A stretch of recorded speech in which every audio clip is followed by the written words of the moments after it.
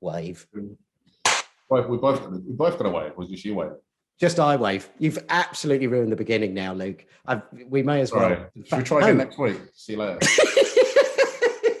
Or I think we just start like this. I'll give you another wave, Claire, just in case you want to cut us off.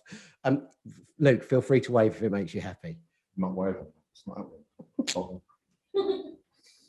Hi, and welcome to Business as Unusual. I'm John Payne of Noisy Little Monkey, and this week we are joined by Luke Carthy. Hello, Luke. All right, mate. Luke, thank you so much for joining us. He said moving his question, or moving his intro script, which was only 3 lines, and I still had to read it so that I can see you. How are things with you, Luke? How's lockdown? Do you know what? Lockdown's all right, you know. It's getting better. I think the kids going back to school has really helped. It's like a new lease of life, if you like. It's stepping into the future. But what I'm most pissed off with, to be frank, I'm not going to turn this into a therapy session. I'll spend literally 60 seconds talking through this. I'm not in my office today. I normally have a really gorgeous blue wall behind me. I'm in a right shithole. And it's not my office. It's actually not my house. I'm at a different Regis centre because there's a power cut. It's either this or you're going to see my daughter licking the camera. So this is the best I could come up with. You know what? We'd have appreciated your lovely daughter as well. But I really appreciate you moving to another Regis office, particularly one that you have given the glowing 1-star review of a right shithole. I'm really hoping they're not listening, and my subscription fee is about to double, I think. So, Luke, you've been kind enough to come along and tell us, or you're going to talk about the biggest mistakes people are making in e-commerce that are stopping them selling.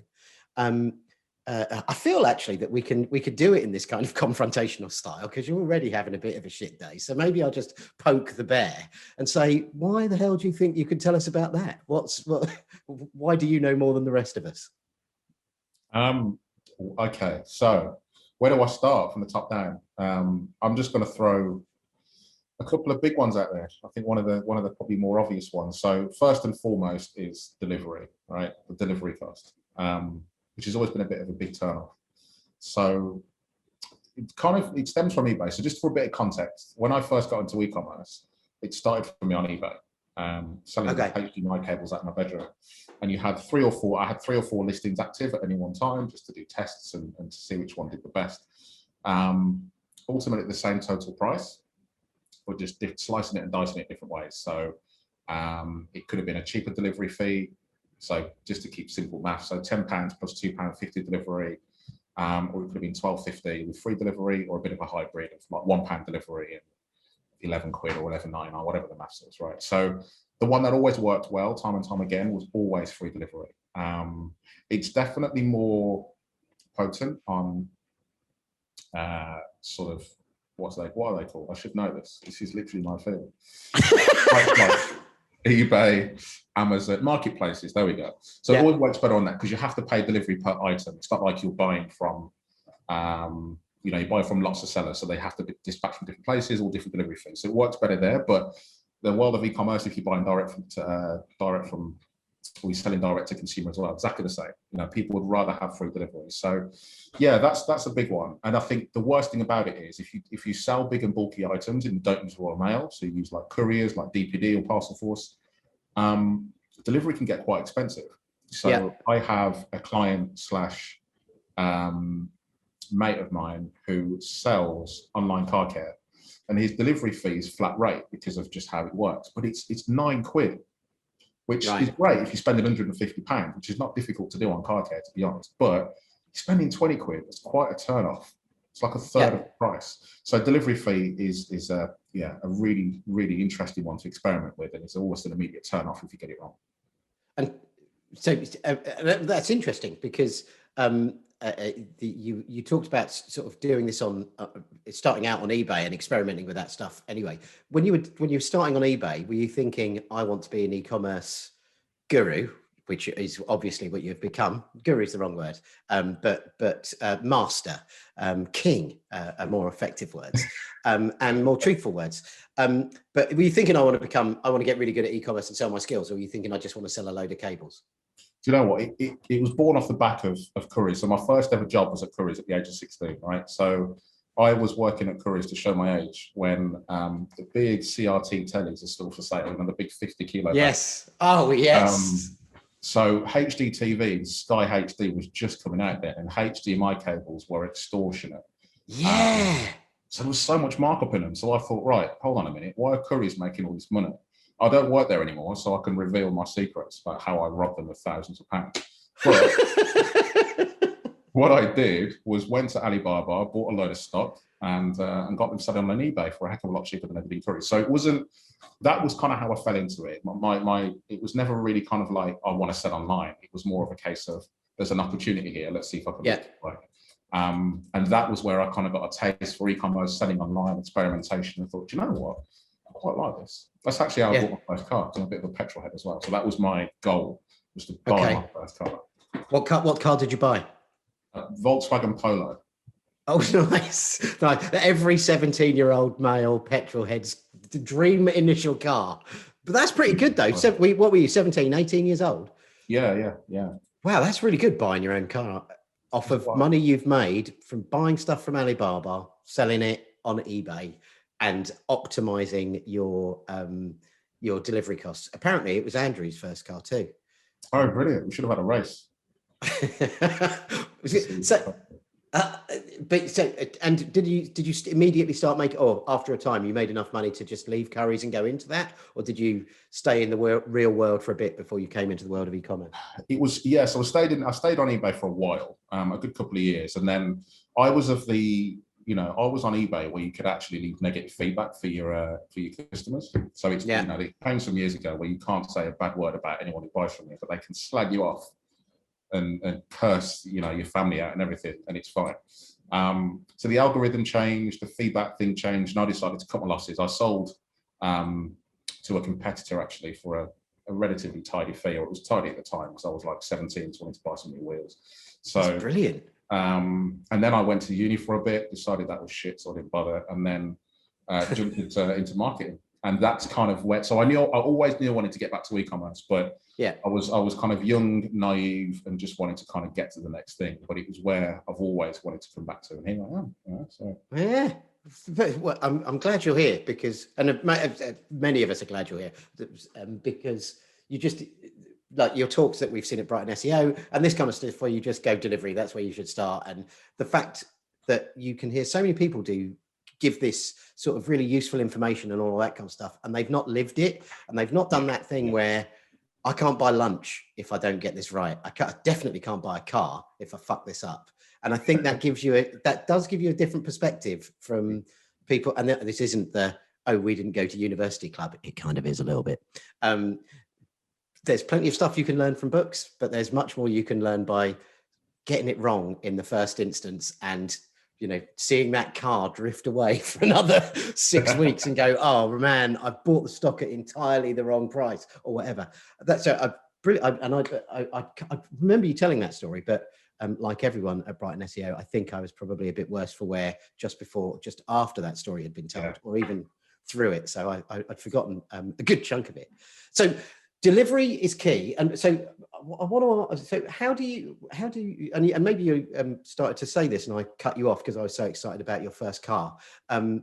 But how do you then charge delivery? Are you suggesting that you round it into the price of the sale? Yeah, there's so many memes about it as well. Like, and they're in jest and they're quite comedic in their approach, but really the sentiment is very much the same. So I think there's a meme somewhere with Oprah. This new Oprah Winfrey meme with Harry and Meghan, right? Exactly. So there's one where it's like $15 and $5 shipping, and then it's $20 free shipping, and everyone's just like, yeah, give me the $20. Yeah. Just build it into the price. Now, from an eBay perspective, it actually is better because you don't get charged when you offer free delivery. You on occasion get discounts on your seller fees, and it also improves your rankings as well in a number of areas. Yeah. So for all the reasons, it's better to do it. Yeah. But telling on the back of delivery as well, which is something I tweeted about and you may have caught, is your delivery times.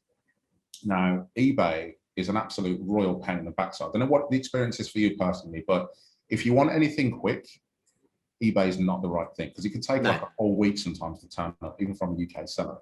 But what I love to do is sort of promise delivery maybe 3 to 5 days. And this works for 2 reasons. One is because you have the opportunity to deliver it faster. So you can deliver it in a couple of days, a single day, if you can get it, make it profitable and do that and delight the customer. And the great thing is they're happy to leave feedback before they've even tried any products, just because they're happy of how quick things have turned up. So you get positive feedback before they potentially have anything to say about the product, which is great. Yeah. Secondary is you then have an upsell to your next day delivery, which is of course more margin. So if you're saying 3 to 5 business days for standard delivery, and people are thinking, oh, do you know what? Can I be bothered to wait a week? Especially if you're on a Friday, it's practically close to 2 weeks. It's an upsell to get next day delivery, which might be another couple of quid. But from a cost perspective, there's not a lot in it, especially for Royal Mail. It's like an extra, 20% increment. So there's a number of reasons why it makes so much sense to nail it properly in delivery. You can have incredible prices, but if your delivery is off, it just kills all of your effort and momentum. Yeah, that the thing you were saying about your over promising and under promising and over delivering, right, on the delivery, as you were saying, where you'd so I don't, it's no secret, and probably many people on the call already know, but Luke runs another e-commerce business called Afro Drops. And Luke, tell us about Afro Drops, and then let's talk about this delivery thing a bit more. Yeah, so Afro Drops, to keep it short and sweet, was a brand born out of mainly emotion, to be honest. So I think I'd had a successful first year as an e-commerce consultant. Didn't expect to kind of really for things to go as well as they did, but they did, and it was massively overwhelming, but also really rewarding. So rather than just kind of take that money out of the bank and do an eBay and buy a car, I thought, let me go and reinvest it into something that I really enjoy now. Long story short, my boy's first day of school was a couple of years ago, and my boys have mixed race heritage, and there's a 25-ish year gap between him and myself, right? So what's really interesting here is my son's first week of school, he came home in floods of tears because he felt he didn't see anyone that looked like him, and he felt alienated for his hair and the texture of his hair, and how the kids in his class were all different. There's no representation in the high street, in his role models on TV. And I'm thinking, damn, it's been 25 years and my son's literally talking to me as if he's my best mate. Like, it's the same problem. So I thought, you know what, let me kind of gel my experience in e-commerce, my success as a consultant, and my desire to want to make things even marginally better, and create an Afro Drops brand, which creates, I guess it's sort of here to help fight Afro hair oppression, but equally to make it accessible for people to access the products they need, because you can't find them in supermarkets, which is a damn shame. And I wrote a blog post just kind of give you an idea and a sentiment of how big of an issue this is. If you walked into my local Sainsbury's, you would find a bigger aisle for vape liquid than you would for any kind of Afro hair care. And there's so many niche products, like we're talking gluten-free, low-fat tortilla wraps. And there's more space for those on the shelf than there is for Afro, like basic hair care. Like, I'm not talking about anything really niche and specific. So, you go to B&Q, you go to Tesco, a large Tesco store, you'd expect to see basic things like screws, maybe a hammer, that sort of stuff, some basic DIY kit. If you want something specialist, of course, you've got to go to a dedicated hardware store. My point here is, I wouldn't consider shampoo, conditioner, and just the basic principles of Afro hair care to be so specialist you can't find them in a supermarket, and that's the problem. So this is what Afro Drops is here for. It's to provide accessibility. It's to show my son and my daughter that, we're fighting the good fight, and Afro hair care is for everyone. But it's also not gender based either, or it's not based on race. Like, hair care and race are mutually exclusive. You have people with super curly hair who might be white, who might be mixed heritage. So yeah, it's all about that. It's just a brand that's designed to make a statement and to hopefully try and fix something that is wrong in the world of beauty and hair care. Brilliant. Thanks. And thanks for giving us the story. I realised probably halfway through it, you, like me, realised the irony about talking about lack of representation and hair care to a bald old white guy. You know what, mate? Do you know what, mate? I saw it. I was looking at your head as I was talking, and I just wanted to say something about the fact that hair care for everyone. I nearly drove to where you are and slapped you. And then obviously was on the receiving end of a much bigger slap. So, and it sounds like, so, and I remember reading that blog post, and I mean, we started, Azim is clapping you in the chat. I'm so glad Azim's here, because we've got more bald representation in the house. When I read that blog post, I remember thinking, being surprised that there was, as you say, there was a lack of hair care for people with Afro type hair, or whatever. And obviously I'd never noticed, because you know, it's that thing about, oh, we live in water, said one fish to the other fish. Yeah. Of course I didn't notice. But before we came on the call, because that story resonated so much with me, I thought it was from like a year or two ago. You reminded me that it's actually it's not quite a lockdown project. It's been bubbling away for a while. Yeah. But so do you think, or how has that changing high street affected Afro drops? Yeah, do you know what? So short and sweet, it's getting better. Like the high street is getting better slowly but surely. So if you go online, you look at places like Superdrug, Boots even, Look Fantastic, they will all have a fairly extensive range of Afro hair care product. And that would have never existed probably a handful of years ago. So progress is happening. You know, you walk into maybe a larger Superdrug store, you will find a decent, and I say decent, like a half an aisle of Afro hair care product, but it's getting better, but it's not fixed, because you still have to go into specific stores. You still have to go to, you know, specific parts of the UK or in your area to go and get that stuff. And I'm fortunate enough to live in a fairly affluent area. The unfortunate side of that is, if I want any hair care, I've got to basically plan half a day. Before Afro Drops existed, I've got to drive somewhere, queue up, to be frank, be treated like shit, be watched at every single corner, and be sold products by people who don't know what they're selling, but they know it makes a fair amount of money. Yeah. And the whole industry is a mess, to be honest. I won't burn too much of this webinar talking about it, but Afro Drops is kind of one of the cogs, if you like, in the change of natural hair. I won't pretend I'm the only one. There's lots of people on this good fight, which is brilliant. But yeah, there's a lot of work to do, for sure. Yeah, cool. And so back to the delivery, and then back to some of the e-commerce things. But I'm really glad we had the opportunity to talk about that, because I love it. And Claire, who's actually a noisy little monkey, has put that the brand built out of love and emotion. That just is. You have that Simon Sinek thing of tell them the why, and there's so many. Again, once again, oh man, this is turning into really a John Payne worships Luke Carthy webinar. But there's so many brands where they're trying to find their why, and if you build it from the why to begin with, if it was genuine, and most brands start out like that, don't they? They start out by someone solving a problem. And long may it continue. Long may it continue to grow, and long may you remember, and all of your burgeoning staff remember that original story of why it came about. So thinking about that delivery, horrible segue, jarring, but thinking about that delivery and the story you were telling there, you were saying that actually you say 3 to 5 standard delivery. Everybody typically buys standard delivery apart from on a Friday. You ship it, try and get it to them in 1 to 2 days, get those reviews early on.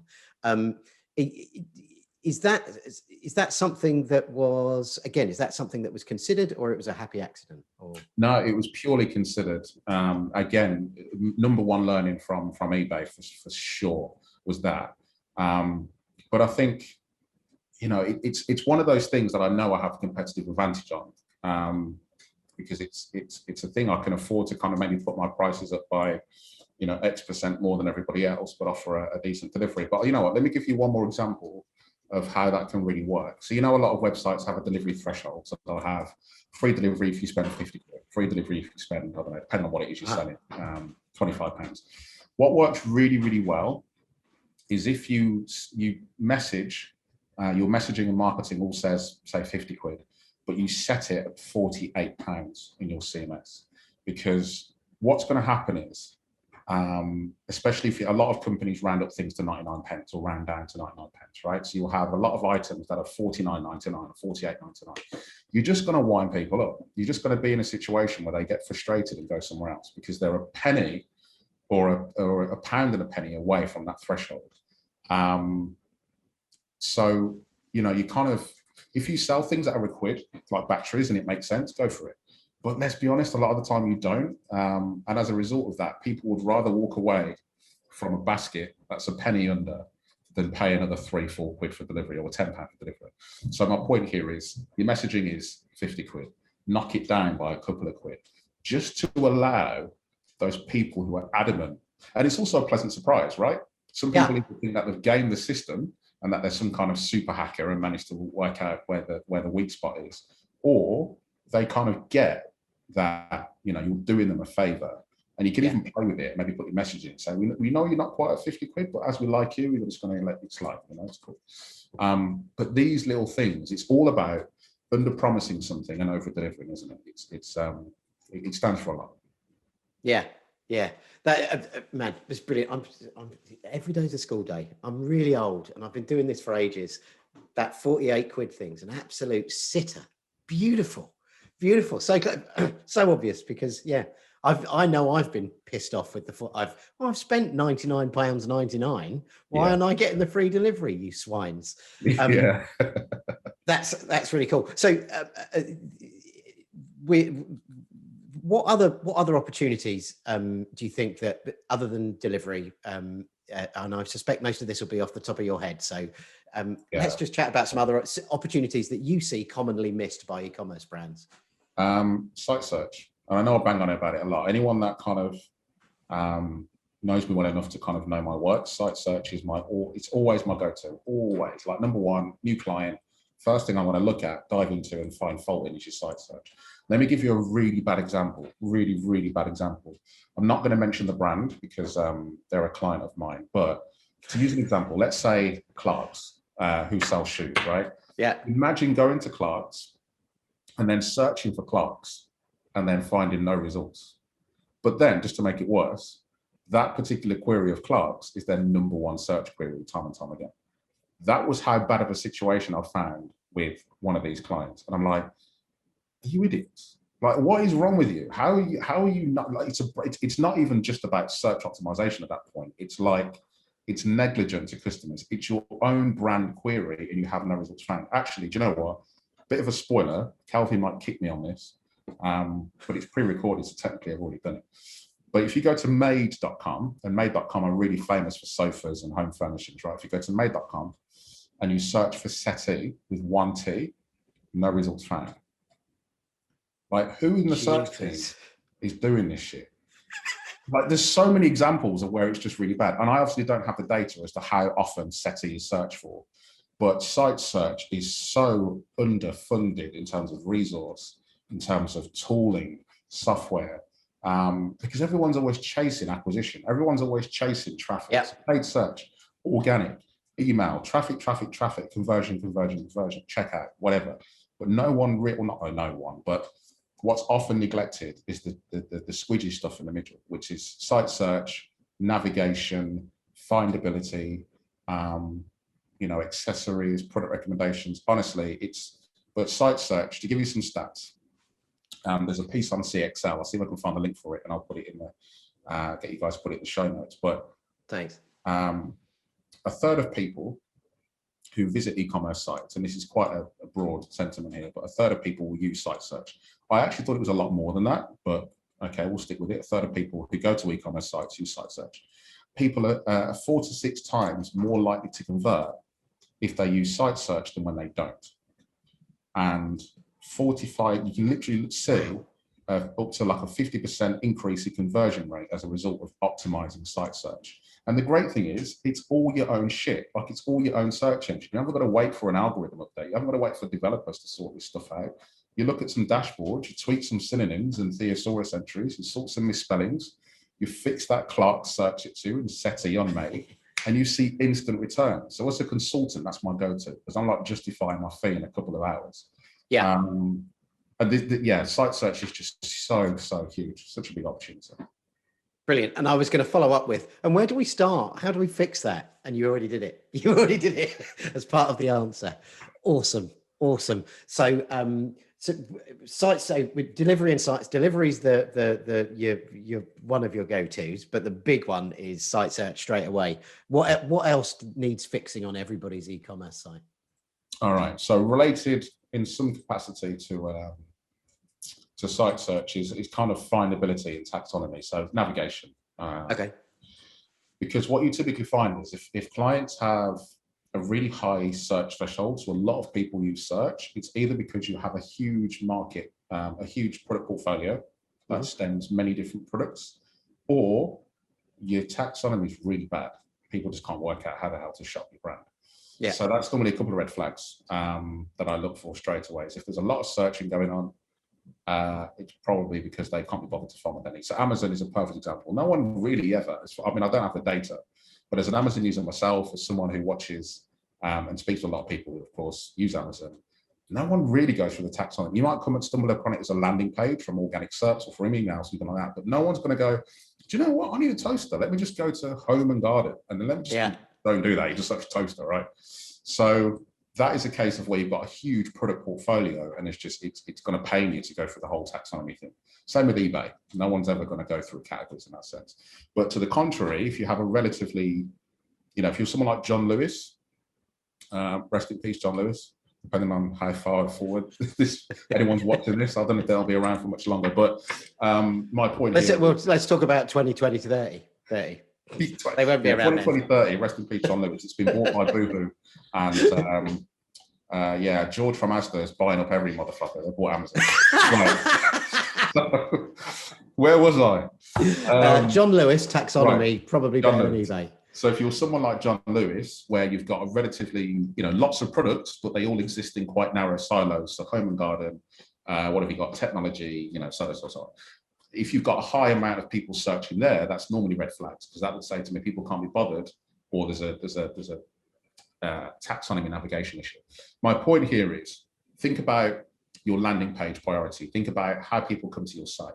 So your product page is typically the highest converting because it's super granular queries, so people know exactly what they're looking for. Your categories, your lower tier categories are normally somewhere in the middle, where it's kind of like, it's not super granular, but it's probably fairly conversion rich. And then you've kind of got your middle categories, which are a little bit towards a lot more traffic, but less conversion focus. Then you have your departments. My point here is, if your category structures are off, then the products you show in those categories are going to be wrong, and they're not going to be great. And you only get a couple of seconds to make an impression. So the last thing you want to do, for example, is to say, go to John Lewis, go to home and garden, and then the first product you see, for example, is like a lawnmower. I imagine in most cases, people don't often associate lawnmowers with John Lewis. My point here is that your products and your navigation structure need to be defined in such a way that it really helps customers to find what they're looking for, and your landing pages work a lot better. Yeah. There is one brand that I think has this consistently on point every time, and I work quite closely with them as they were a competitor where I used to work. Boots. Boots are brilliant. If you ever go to Boots and you know what you want, the category structures are brilliant, their department pages are brilliant, they know when to show you products and when not to show you products. They make a lot of money from department pages, almost pure margin. So they charge like, I don't know, Braun or Philips to show their lint remover, or fabric shavers or whatever. You pay a lot of money, or Philips will pay a lot of money to exist in that space. My point here is, I've gone around the whole recon here, but my point is, your navigation is critical. Like, if it's wrong, it's kind of like walking into a supermarket and then trying to find where the sugar is and getting pissed the hell off because you can't find it. There's nothing more frustrating than that. And of course, walking into a supermarket, you can't just search for some shit. You have to actually go and have a look. So it's making sure that, and a symptom that people would see if they're running an e-commerce site, or if they're working on in an e-commerce team, is there is more than normal amounts of site search for things that should be fairly obviously found, right? So if you are a garden centre, it's lawnmowers and daffodil bulbs. If you're John Lewis, you can expect people to search for lawnmowers because it's really deep down in one of your categories, because it's not as big in home and garden as ironing boards and washing machines, kind of thing. Well, another example actually is like a high exit rate or a high bounce rate on category pages. Oh, That's yeah, of normally course. like a good indication that something might be amiss. It could just be a lot of traffic. Could be an email campaign that was maybe not, you know, driven too well. But you know, you could typically look at that and say, do you know what, maybe our categories aren't right, and we need to look at that. Kind of straddling between those two things, I think, is your short. What's the opposite? A long tail? It's like short tail, just short queries. Right. a Manx cat of search queries. Yeah, exactly. A bunny rabbit query with a really pathetically sized table. So, where the fuck was I going with that? I don't know. But what my point? I'm enjoying it though.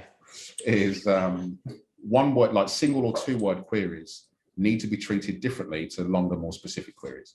So, to use an example again, if you go to let's say Argos and you search for desk, I wouldn't expect at that point to be shown a load of products.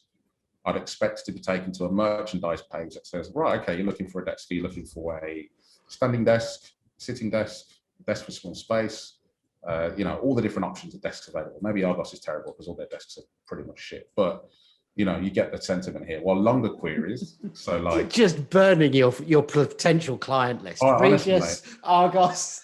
I need to tell you a story real quick. I'll come to this and this about Argos, right? So I got burnt by them as well. So but then equally, the more specific queries, like say walnut desk or metal desk or corner desk, you go to products. But the point is, short queries, people don't really know what they want. They have an idea, but they need your help. Longer queries are more specific.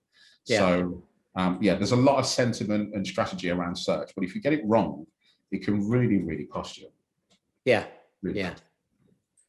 What was what was the story about the Argos desk? So when I spoke, the first time I spoke at Search Love, right, I ended up doing a presentation on how to manage discontinued products. And I saw that.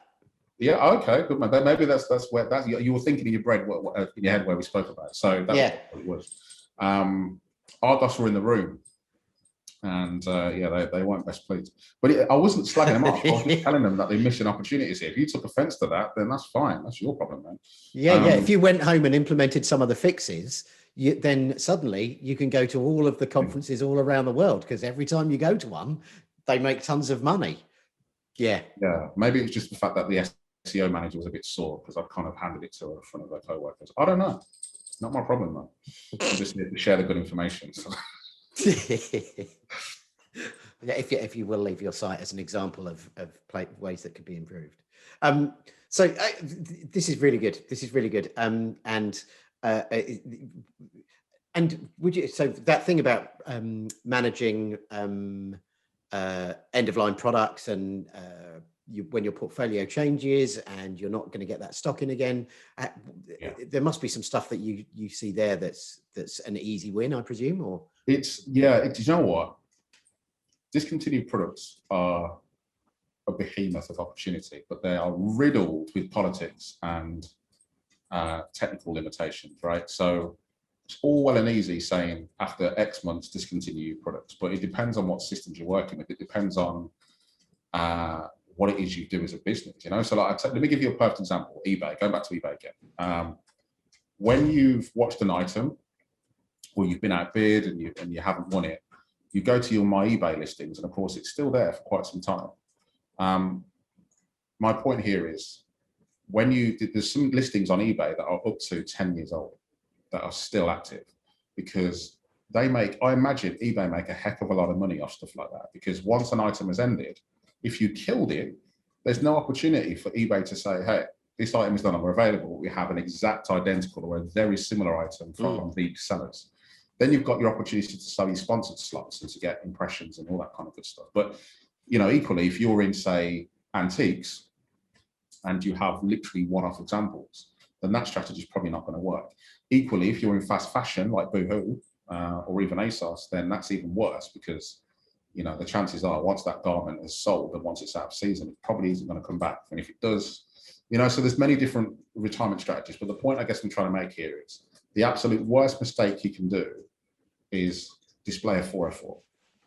Like, the product's gone, take the product down, 404, everyone's pissed because. And then think about it from an email perspective, right? So if you're in a business where, let me think, car parks is a perfect example. You ordered some brake pads this time 18 months ago. You've searched in your email for the car parts you ordered last year, and then you click on the order confirmation, and then you click on the part that you ordered. You get a 404. I want to just reorder what I had. But if, of course, the product's still up, and of course, there's now a replacement for that item because it's been replaced by the manufacturer or you've had an update or whatever. Perfect. Gold, you've won the sale. I think there's two prongs to this. One is UX and experience, and the other one is SEO. And they constantly, bash heads because SEOs kind of want to just clean it up, redirect it, move it somewhere else, 301 it, 410 it. And, people in the world of CRO with the customer services and user experience are thinking, no, let's keep this stuff alive, but let's show people the alternatives. My kind of middle ground, my perspective on this is keep it live in the index for so many months after it's been discontinued. That so many months is flexible depending on how quick your products shift. Then migrate that status of that page to keep it active, but remove it from the search engine. So no index, follow for a while. And I appreciate that then graduates to no index, no follow after a certain amount of time, but hear me out. So the beauty of that is the page is still alive. You remove it from your internal search engine because you don't really want to drive people to discontinue products. The point is, if anyone staggers across that URL from a backlink somewhere, from an email confirmation, from social media, it's still active. And then you have the opportunity to show recommendations or alternatives or direct replacements. Then, after a certain amount of time, which is completely up to whoever the manufacturer is or the retailer is, shut it down and redirect it somewhere else. But I don't think just immediately redirecting it is the best thing because it's just going to piss people off. If you're looking for something and then you get sent to a category page, no. If you're looking for something, then you get 301 redirected to something else, no, but that's not what I was looking for. But once demand has dropped, I think is the point where you can consider that redirect. Yeah, I think that is the best version of that policy that I've heard for a long time. And we were guilty years ago of always 301 redirecting it as soon as we knew it was going to be out of stock. For any of our e-commerce clients, at any point, let's 301 redirect it to the nearest thing or to the category level. And that was great until you started to, when you got down to the granular level, you saw how many people click the same link in the email. And we're clearly going, wait, what? Hang on, it's not that. Wait, again. What happens then? Oh, they don't check out. Oh, they've gone and searched for it on someone else because they are now pissed off with us. So, what really gets you as well is, lastly on that, is it overinflates your analytics reports for products. Yeah. If you're driving redirects from, like, let's say the iPhone, whatever, what iPhone are we on that? Like 15 or something like that. I'm not on Clubhouse because of iPhones. Yeah. Damn you! So let's say the old iPhone discontinues next week. And the new one comes out for £40,000, right? So my point here is if you discontinue that and redirect it to the new one, you get hugely inflated traffic to the new page, but then a massively high bounce rate. And then you'll think, oh, what's going on? Maybe it's our pricing, maybe it's something else. And actually it's not. It's just because someone redirected a very popular product at the wrong time. Yeah. That's brilliant. So, what have we got? We've got another 5 minutes because we've got a couple of questions coming in. Do put more in the chat panel, please, chaps and chapesses, and those who prefer not to identify as either a chap or a chapess. Everybody put your questions in. 5 to 10 minutes. Give us your next two other biggies, two other big hits from Mr. C. Two other big hits. All right. FAQs. FAQs are, so when I say FAQs, I don't mean product FAQs, I mean global retailer FAQs. So the questions that everybody has from anyone who's buying from someone at the first time. How long will it take me to get my order? What's your cutoff time for deliveries? How long do I have to return this thing? Are you based in the UK? Yada, yada, yada, yada. Are you still open due to COVID? Although it's becoming less and less of an issue, but still. All of these FAQs belong on an FAQ page, absolutely. But I would also argue that these belong on every single product page on the site. And they should exist on its own independent tab. So that could be an accordion, it could be its own tab, it could be its own section on the page, however your product page looks. But the point is, the beauty of having your global consistent FAQs there is that people haven't got to leave the purchase funnel in order to look at those FAQs to buy, right? So they can just click on the item, they can click on the email phone, they can realize that couriers have this in stock, brilliant. Okay, couriers, how long is it going to take me to get this order? Well, we dispatch all orders the same working day before 6 p.m. All right, brilliant, it's 4:30, I want to get it today. How much is delivery? And then it's like, oh, it's free if you spend over 50 quid. Or whatever. The point is, you're still on the product page, you can add to basket, you can move, you can purchase, you can do what you need without ever leaving the product page. And I think that's always a biggie. Plus you have the opportunity to inject some real humor. So we've done this, we've injected quite a lot of personality and humor into our Afro Drop page specifically around that. One of the biggest questions in the industry is, are you black owned? Not just for us, but anyone that sells Afro hair care products. Are you buying from, are you supporting other black businesses basically? And that is the top of our FAQ, and we get in heat maps and all the clicks and everything. It's the #1 question that everyone wants to know about. So it's on our product page. Just help them out. Yeah, and it is particularly those ones that are really super emotive questions like that. Having that so that I don't have to go and try and figure it out myself. That I love that. It's not like Tesco's is trying to push you away from the tills when you're trying to check out. That's beautiful. Okay, one more. And Claire's typing in my show notes. Look at that. Probably saying, oh no, she's not. She just pressed return. Give us one more, and then we'll go to some questions. Okay. One more. I'm trying to think of one that is completely separate. Oh, I'll tell you what. Discount codes. So discount codes are an interesting one because you will have people try all sorts of shit. I'll tell you what, no, I've got a bigger one than that. Create your own discount code page. Oh, yes. All right. I've been saying this for years and people are like, what? And now you've said it, people might start doing it. Maybe. Pay me first, but do it. So what I mean by this is, you know what it's like, right? Again, Argos, why not? You're looking for a shitty desk, going back to that example. And you get to the checkout and you think, oh, there's a discount code field. So you try and be hacker man and then go to Google and search for Argos discount code. Then you click on Daily Mail offers because they're wankers. And then you click on their link, it opens Argos in a new tab with a huge affiliate link on the back of it and you get no discount code. Yeah. And then you do that 3 or 4 times. So then like 4 affiliates are climbing into this revenue, but you still get no discount code. But as Argos, as a retailer, they're hemorrhaging margin because they have to now pay an affiliate for doing absolutely zero work.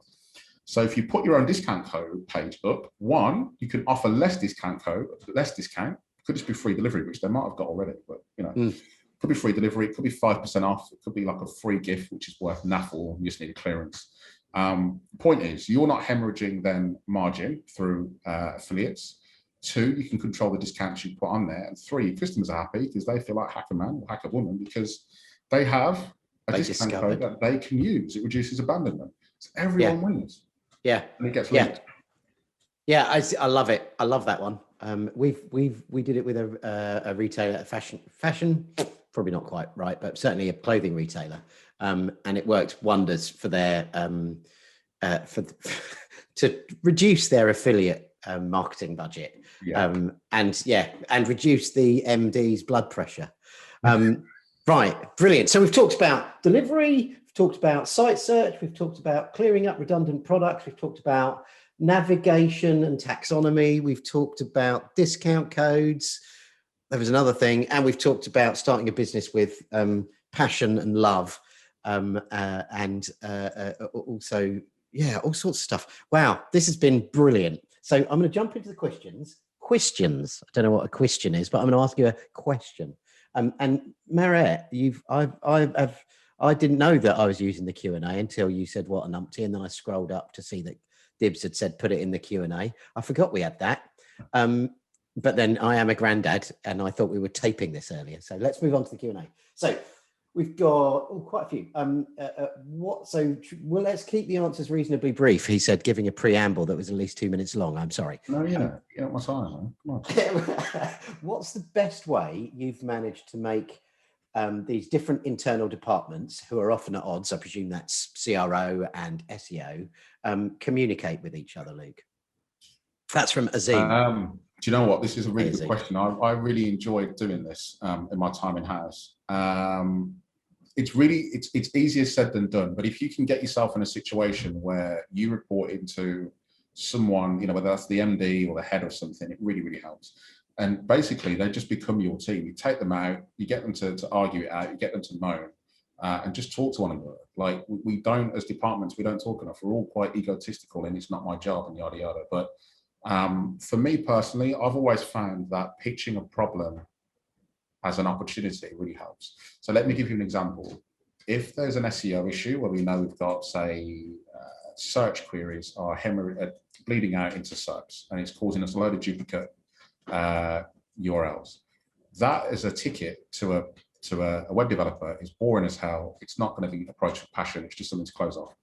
If you say to a developer that actually there's an opportunity to improve sales, to make things easier, to potentially reduce load on the server and talk their language, all of a sudden they have a personal interest. They become invested in that personally, and then they see it from their perspective. So my point here is talk the language that they talk. It requires you to be quite multifaceted and maybe a little bit two-faced, but the reality is it helps, it gets them on board. So don't pitch an SEO problem to a developer. Don't pitch a developer problem to an SEO. Don't pitch a marketing problem to someone who is not in marketing. But it's the same problem. You just pitch it in a different way. Absolute gold. Absolute gold, Carthy. You're on fire today. I'm trying, like, God, annoyingly, I'm going to have to watch this back because I haven't made any fucking notes. And that one's right at the end. You swine. Andrew Optimizing had a question on LinkedIn today, which was get the answer to your question on LinkedIn and then come to us for the answer, Andrew. It's the service we provide. What's the optimal URL structure for categories and products?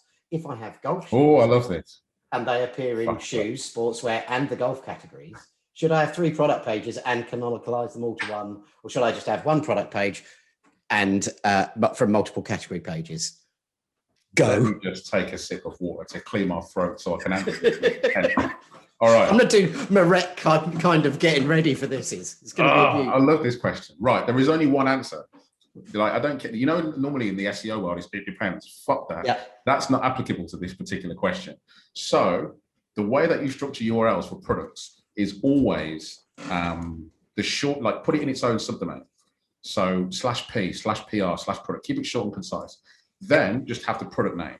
You don't want any category data whatsoever in that URL, because if you add products to multiple categories, it just creates grief. Canonicals become a pain in the ass. It creates a lot of problems. So that way, a product can exist in all or none of the categories, and the URL always remains the same. The great thing is about using the name as well, is if, providing your CMS allows this, if you rename the product, the URL should not change. Right? That's really important, because the last thing you want is for someone to rename a product, tweak it, emphasize it, add something on, and then the URL changes. So you don't want to do that. Category URLs. Now, this one is a little bit different. I personally really like the way Shopify do it. I know, shock horror, where they just have the name of the category in. I don't like the collections bit. That shit could die. Yeah. So, but I do think having it in its own group, so /C, something nice, short and concise for category, but then the category name.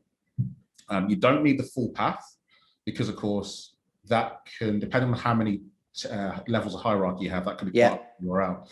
But just the lowest part of that category. So if you've got category 1, 2, and 3, then the URL should be /C for category, /3, and then whatever it is, .html.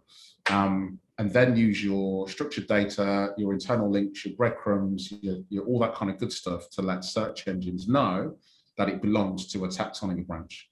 I really like how Shopify do that. So props for that. But that's how I'd always tackle categories. And then lastly on that, actually, brand categories are a slight tangent from regular categories, because they're, of course, they don't really have hierarchy as such. It's just brands.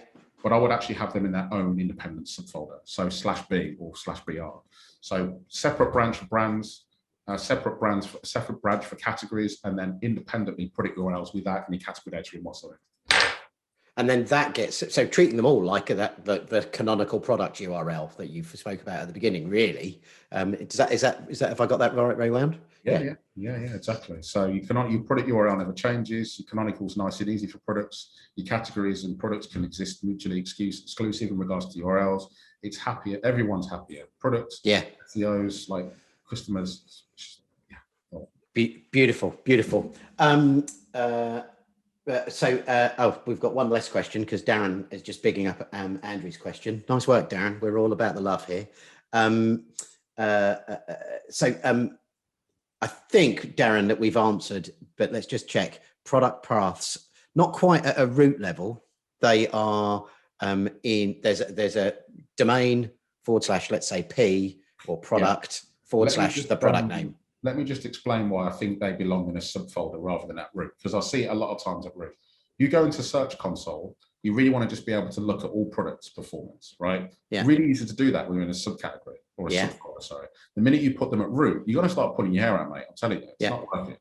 Of course, if you've inherited that, if it's, that's just how it is, then that is just how it is. But putting them in their own subfolder just makes it so much easier to segment and dice and slice. Yeah. Same in analytics as well. Yeah, analytics, even doing site commands in Google, just do /P or whatever it is, and then it's beautiful, right?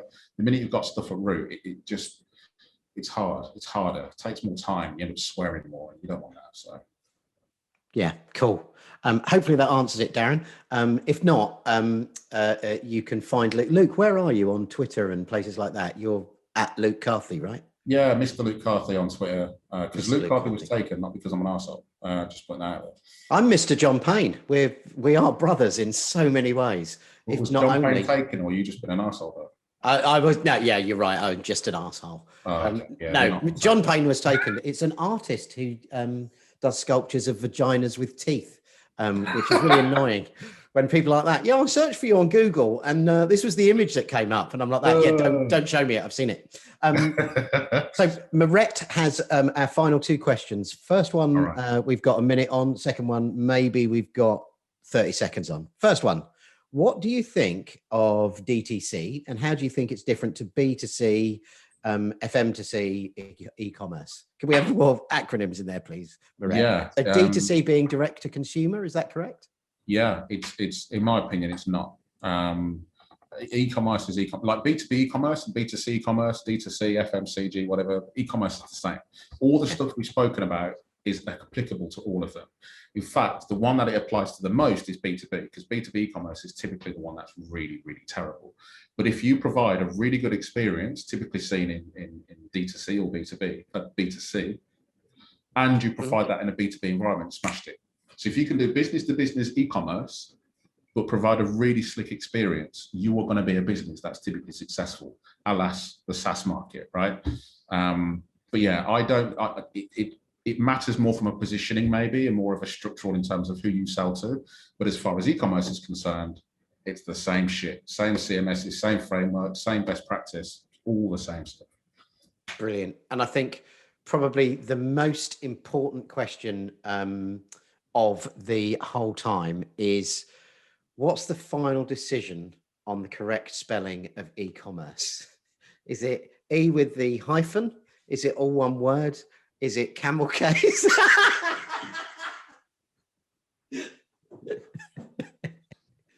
I'll give you a bit of, now that's from Moret, but when I started Noisy Little Monkey, I spelt it with the hyphen. And then Tash joined, and she started to take the piss out of me and go, "Ooh, granddad, e-commerce, is it?" And so we changed it, and I'm still hurts me, Luke. Still hurts. Okay, do you know what? I think email and e-commerce fall into the same thing, but I type it all of the time, right? So for me, it's just lowercase, man. It's one word. It's just like the word email. The minute you start putting hyphens and uppercase in the E or the M on email, you look like an absolute knobhead, like you've got an AOL account or something. But so for me, I write it just as like a normal word without the hyphen. But then saying that, I reckon I'm really going to shoot myself in the foot, because my Brighton SEO presentation, I think, has an uppercase C on it. Yeah. Yeah. I don't know. And you and Claire in the show notes, between you have used hyphen and no hyphen. So you give it the Charlie Large bananas when you're under pressure here on the television. And then it turns out that in secret, you're sowing those seeds of dissent using different spelling. I really like all lowercase. So if everybody could adopt that, that just makes it easier. Luke, this has been delightful. It's a real pleasure to meet you, mate, in such You a weird too. way. I You hope we too. can bump into each other sometime again soon in real life. Thank you, everybody, for coming along. There'll be a recording of this later. Luke, if you want to hang on and have a debrief, I think that's what they're called. That sounds... Yeah. Anyway, no one else can stay for that. That's me and Luke getting our trousers off. Thank you, everybody. Goodbye.